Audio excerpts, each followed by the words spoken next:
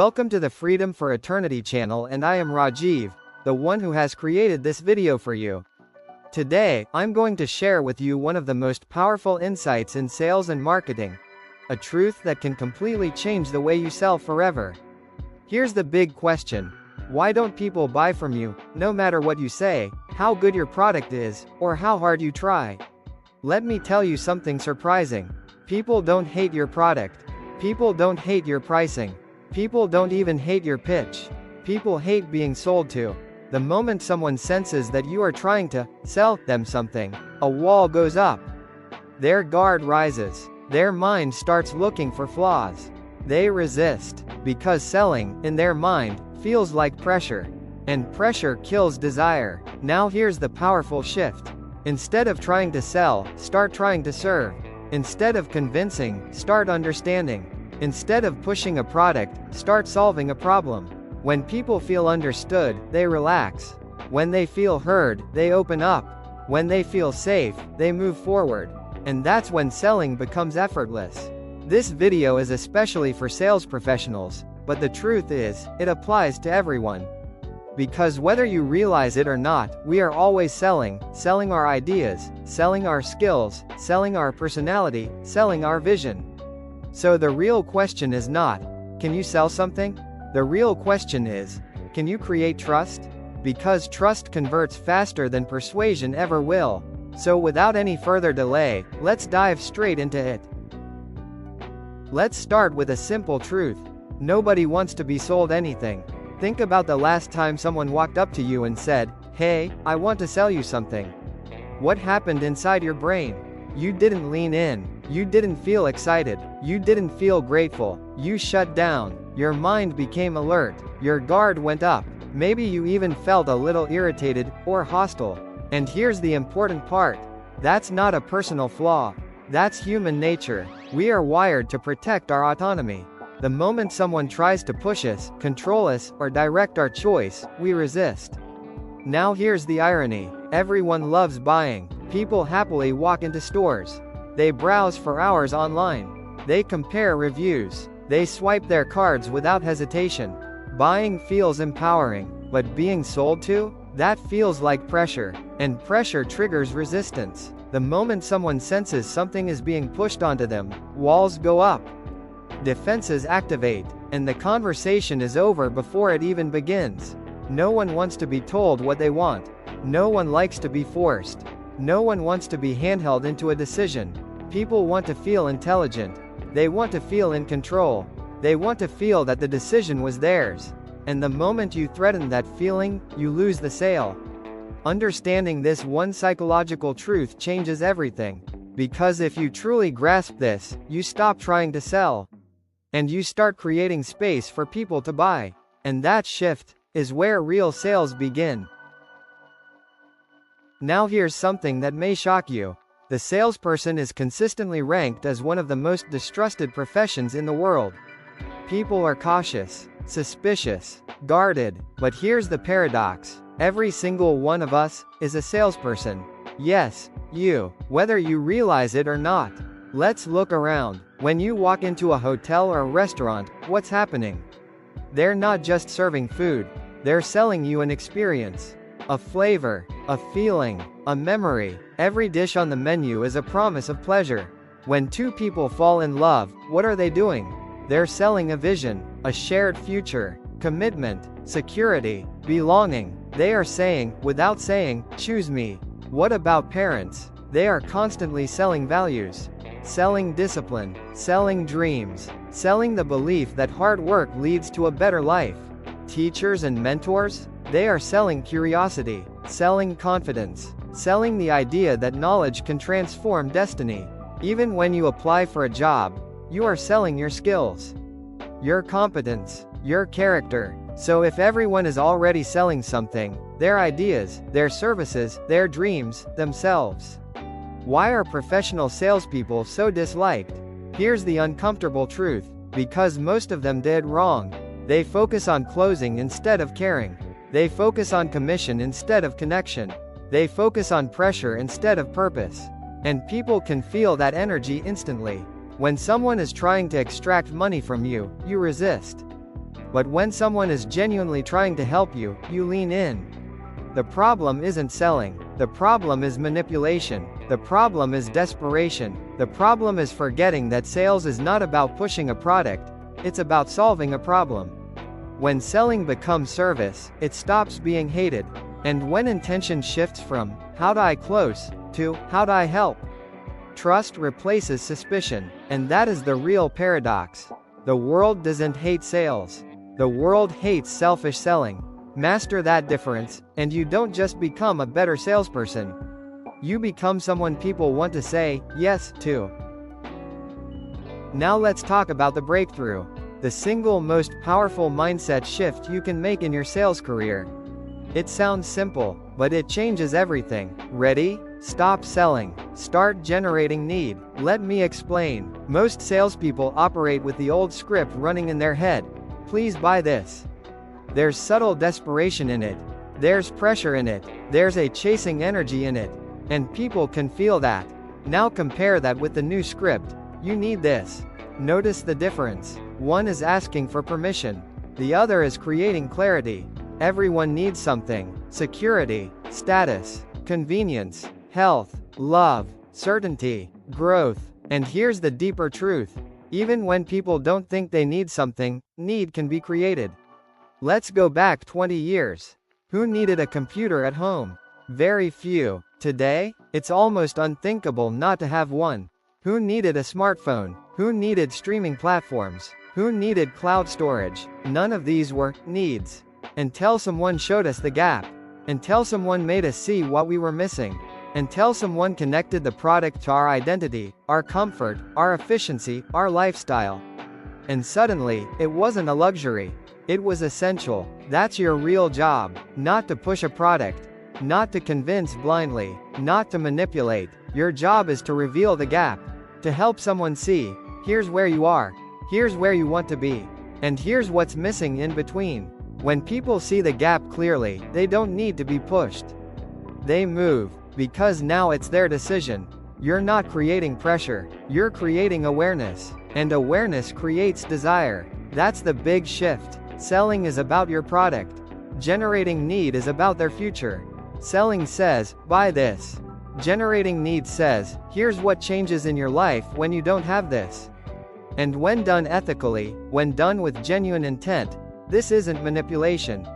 It's leadership. You are guiding perception. You are expanding vision. You are helping someone see a better possibility. And when they see it clearly enough, they won't feel sold. They'll feel smart. And that's when sales becomes effortless. So how do you actually generate need? Here's the method. 7 rules. Simple, powerful, transformational. First, understand this clearly. Generating need is not manipulation. It's not trickery. It's not psychological games. It's about genuine connection, strategic communication, and unwavering honesty. When you truly understand someone's desires, fears, frustrations, and ambitions, you don't have to push anything. You simply connect the dots.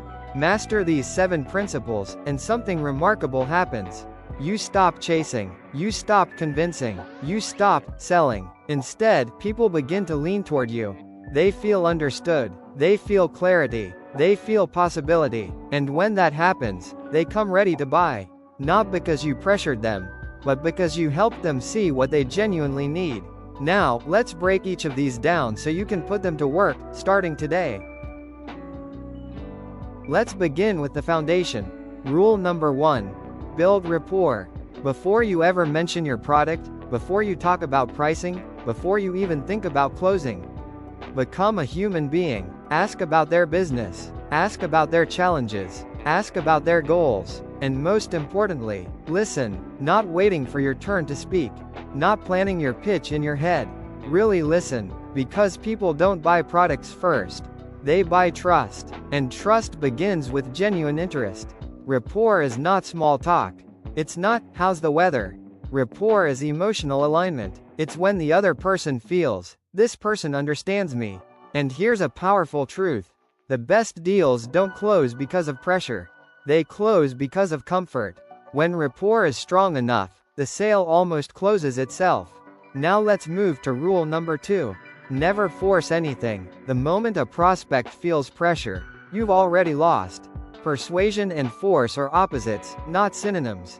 Pressure creates resistance. Patience creates openings. Think of it this way: you're not pushing someone through a door. You're simply showing them what's on the other side, and allowing them to choose. That choice is critical, because people protect their freedom fiercely. The moment they feel it slipping away, they pull back. Here's a pro tip: if you feel the urge to push harder, that's your signal to step back. The harder you push, the harder they resist. But when you slow down, when you create space, when you stay calm, something powerful happens. They begin to lean forward. And when they lean forward, you don't have to push at all. Now we move deeper. Rule number 3. Show proof. Nothing is more persuasive than reality. Not theory, not promises, not clever language. Reality. Human beings are wired for stories. When you tell someone, a company just like yours increased efficiency by 40% in 3 months, something shifts inside their mind. They stop hearing a pitch. They start seeing possibility, because now it's not about your product. It's about someone like them. That similarity is powerful. Real examples reduce fear. Real testimonials reduce doubt. Real transformations create belief. And belief is the bridge between hesitation and action. So don't speak in hypotheticals. Don't say, "This could help you." Say, "Here's who it already helped." Specific numbers, specific situations, specific outcomes. Proof converts skepticism into curiosity. And curiosity opens the door. Now let's go to rule number 4. Lay all your cards on the table. This is where most salespeople get nervous. They hide flaws. They dodge limitations. They overpolish the story. But here's the paradox. When you openly acknowledge a limitation, you gain credibility. And credibility is more powerful than perfection. Imagine saying, "Yes, this product is premium priced." Instead of apologizing, you explain why.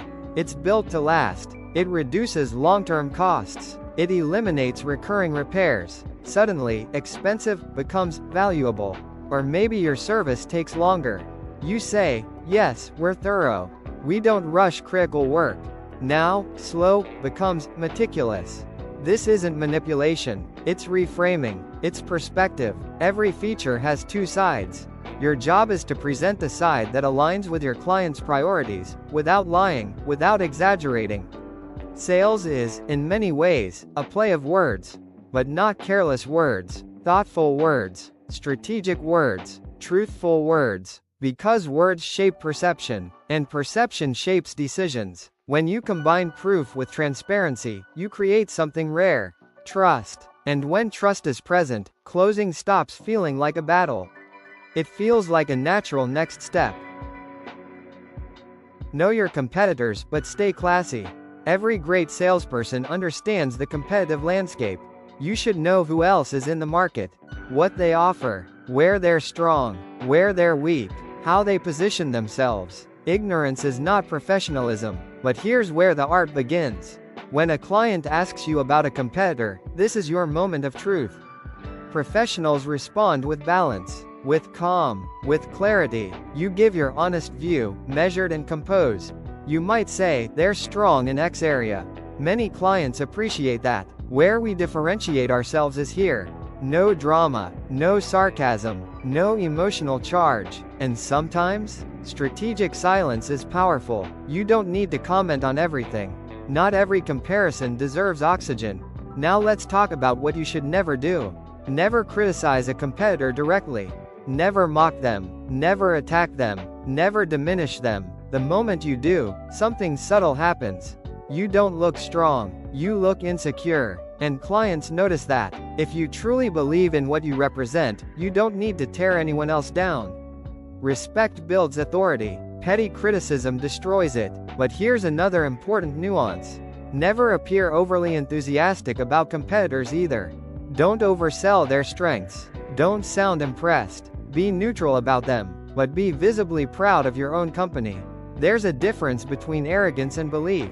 Arrogance says, we're the best. Everyone else is terrible. Belief says, I stand by what we do. I know its value. When you speak with authentic pride, not ego, not hype, clients feel it. Confidence is contagious. Energy transfers. If you are unsure, they become unsure. If you are grounded, clear, and proud, they begin to trust your conviction. Show them that you're honored to represent what you sell, that you genuinely believe it improves lives, businesses, or outcomes. And something interesting happens. They start to wonder, what does he see that I haven't seen yet? And that curiosity, that quiet respect, that steady confidence, is far more persuasive than any criticism could ever be. Now we come to the final 2 rules, and these are the ones that separate the good from the great. Rule number 6. Be the most honest person in the room. When a real need arises, when a client is truly ready to make a decision, they don't choose the smoothest talker. They don't choose the flashiest presentation. They don't choose the most aggressive closer. They choose the person they trust. The one who was sincere from day one. The one who didn't exaggerate. The one who didn't hide facts. The one who stayed consistent. That person should be you. Honesty in sales is often misunderstood. Some think it weakens your position. It doesn't. It strengthens it. When you say, this solution may not be the perfect fit for you right now, you gain more respect than 10 persuasive arguments ever could. Because trust compounds. And once trust is established, clients come back. Honesty is not a weakness in sales. It is your ultimate competitive advantage. Now, rule number 7. The relationship goes beyond the transaction. This is the hardest rule, and the rarest. If a client chooses someone else, congratulate them. Mean it. Stay available. Stay warm. Send them a message checking in. Offer help if they need clarity later. Why? Because if your energy changes the moment money leaves the table, they know your intention was never a relationship. It was transaction, and people remember how you make them feel. The client who didn't buy today, they're watching. They notice who disappears. They notice who becomes cold. They notice who remains steady. And when they face a challenge next time, when their current vendor disappoints them, when a new need arises, they won't remember the cheapest option. They won't remember the loudest pitch. They'll remember the person who stayed, the person who cared, the person who showed up, even when there was nothing immediate to gain. That's how reputations are built. That's how referrals happen. That's how long-term success is created. Sales ends at the transaction, but relationships, they compound for a lifetime. Master that, and you don't just close deals. You build a legacy. So now, we are in the final part of this video. Let's bring everything together. The next time you sit in front of a prospect, remember this. You are not selling. You are generating need. That is your new playbook. First, connect first. Build real rapport before business. Be human before being professional. Understand before you explain, because people open their wallets only after they open their hearts. Second, create need. Help them see the gap they didn't notice. Show them where they are, and where they could be. Don't push a product, illuminate a possibility. When clarity appears, resistance disappears. Third, earn trust. Be honest. Be balanced. Be proud of what you represent. Not arrogant, not defensive, just grounded belief. Because trust closes more deals than tactics ever will. And finally, stay forever. The relationship must outlast the sale. Whether they buy today or not, remain consistent. Remain warm. Remain available. Because reputation compounds. Now remember this powerful truth. Stop selling. Start mattering. When you become the person clients trust, the person they need, the person they remember, sales take care of themselves. Selling never works. Pure persuasion never works. But being genuinely concerned always works. Being honest always works. Being caring always works. Being kind always works. That is timeless. And that is powerful. Now go out there and change how people feel about salespeople, one genuine conversation at a time. This video was created by Rajeev for the Freedom for Eternity channel. Thank you so much for staying till the end. If this resonated with you, please like, subscribe, comment, and share. And I'll see you in the next one.